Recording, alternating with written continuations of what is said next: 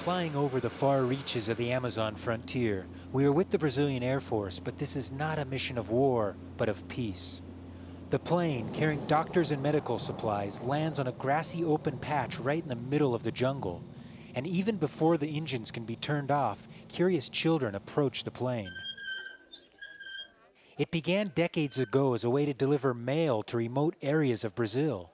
But today, this Air Force service brings volunteer doctors to communities where there are none, like this Yanomami village of Chitei. For most of these indigenous people, it's the first time they've ever seen an airplane up close, or a video camera. They appear from the dense jungle, some walking for hours to reach the village where the doctors have set up. It's a local event. Mothers, children, young, old, they all make their way. A translator is essential, as the Yanomami and the doctors don't speak each other's language. But some things don't need a translator. A government nurse lives in the community full-time, but there are no doctors and little medicine to treat the sick. Today we have seen mainly respiratory problems such as pneumonia and bronchitis. There are also cases of skin infections.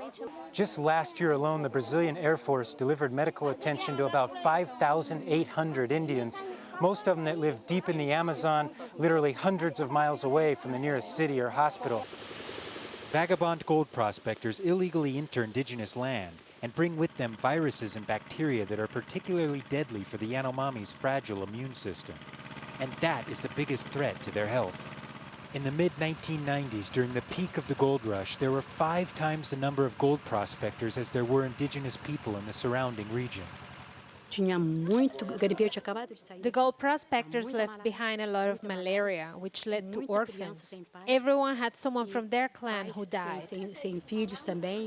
This Yanomami community is lucky, having increased their population from 600 to about 1,500 where it is today, thanks in large part to government efforts to protect their community from intruders who bring disease and destroy their environment. But dozens of other Yanomami communities in the region remain vulnerable. Today, these doctors know they've done their part, at least in this community.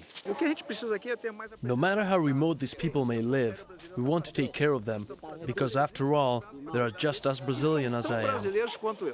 Gabriel Elizondo, Al Jazeera, in the Yanomami community of Chitei in the Brazilian Amazon.